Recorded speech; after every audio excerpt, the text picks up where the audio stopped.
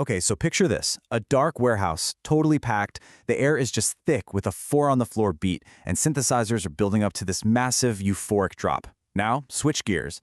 Picture a quiet Sunday morning service. You've got sunlight streaming through stained glass, the sound of a big pipe organ filling the room. I mean, these two worlds, they couldn't feel more different, right? They feel like they're in different universes. But what if they're not as far apart as you think? Let's dive into the really strange and fascinating story of how rave culture and evangelical faith somehow found common ground. I mean, on the surface, this comparison is almost funny. On one side, you have the DJ, who's kind of the spiritual guide for the night. On the other, you've got a pastor. One has these pulsing synths, the other, a very solemn organ. You've got ecstatic dancing in the dark versus, quiet reflection in pews. But look closer. Check out that last line on each side. Collective experience and communal worship. See? They're both built around the exact same thing, bringing people together for a shared and often transcendent experience. And this quote from back in 1997, man, it just hits the nail on the head.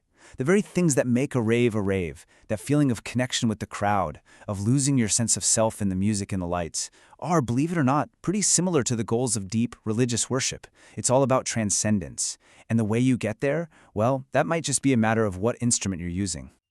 So this is the big question for our whole explainer, right? How in the world did we get here? How did a culture that was born in illegal warehouse parties, a culture often fueled by, well, other things, become a tool for one of the most established religions in the world? Well, the answer starts with a pretty long and intense war. Yeah, for a long time, especially within evangelical Christianity, there was this super hard line drawn in the sand. On one side, you had the sacred world of faith. On the other, the secular world of popular culture. And pop music, especially rock and roll, that was public enemy number one. And they even had a name for this whole idea: Christ against culture. The main directive was pretty simple: abandonment. The belief was that to be a true Christian, you had to completely separate yourself from the corrupting influence of the world. So music was either sacred, meaning it was explicitly about worship, or it was secular, and therefore it was dangerous. There was absolutely no middle ground. But, a wall like that, it couldn't last forever. In all the cultural chaos of the late 1960s, a new movement popped up that didn't want to abandon culture. No, they wanted to co-opt it for their own reasons. They decided to build a bridge, and they built it with a rock and roll backbeat. And you are not going to believe who started this whole thing? Hippies. Seriously, these were kids straight out of the counterculture who had converted to Christianity, and they didn't see any conflict between their long hair and their newfound faith. In fact, they saw their old culture, the music, the style, the way they talked, as the perfect tool to reach other young people who just felt totally alienated by the traditional church. They basically invented Jesus music as a missionary tactic. And what started as this small grassroots movement pretty quickly turned into big business. I mean, what began as evangelism on the street corner turned into a full-blown industry. Record labels like Myrrh and Sparrow popped up to record these new artists.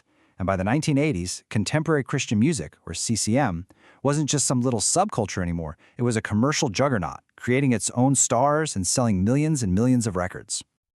Just take a look at these numbers from 2005.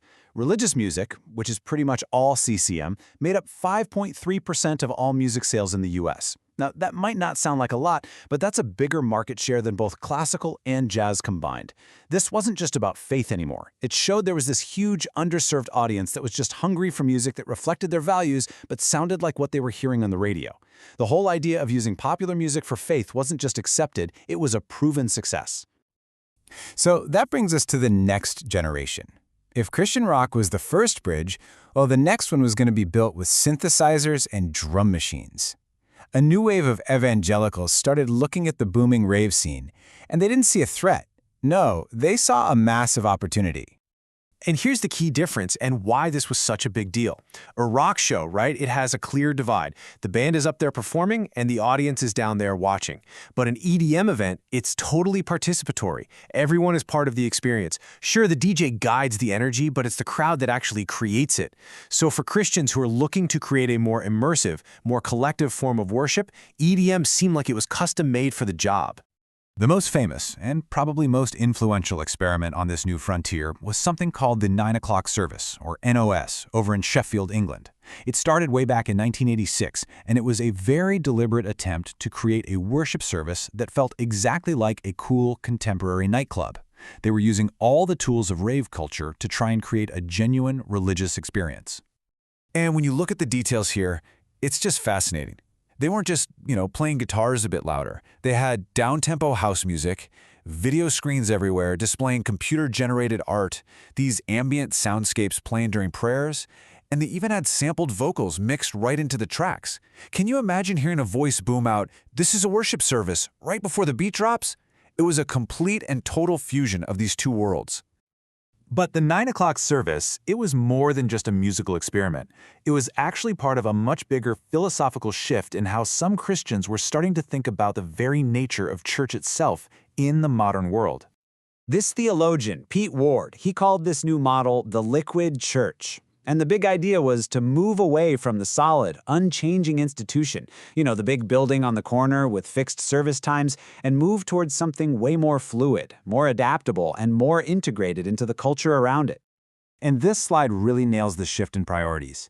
The old, solid church model, success is often measured by how big your congregation is, how many people are in the pews. But the liquid church model, it's all about networks and relationships. It doesn't need a special building. It can meet in a cafe or a club or even online. And worship isn't one size fits all. It's tailored to the specific culture it's trying to reach, whether that's punk or hip-hop or, in this case, EDM. So, we've gone on this wild journey, right? From a time when popular music was seen as the enemy of faith, to a time when it's become one of its most powerful tools for connecting with people. It's a story of adaptation for sure, but it also raises a really critical question. And this pretty much sums up our whole journey. We started with conflict, total separation. Then came the first bridge with Christian rock, which exploded into a huge industry. That then led to this new frontier, where evangelicals embraced the collective vibe of EDM for worship. And all of this was supported by a brand new philosophy of what church could even mean in our modern world. And that brings us to our final big question. By wrapping the message in the clothes of the culture, does the church just make itself more relevant? Or is there a point where the culture becomes more important than the message itself? It's really the essential tension in this whole story, that razor-thin line between adapting to the world and just becoming it. And honestly, that's a question that every faith in every single generation has to figure out for itself.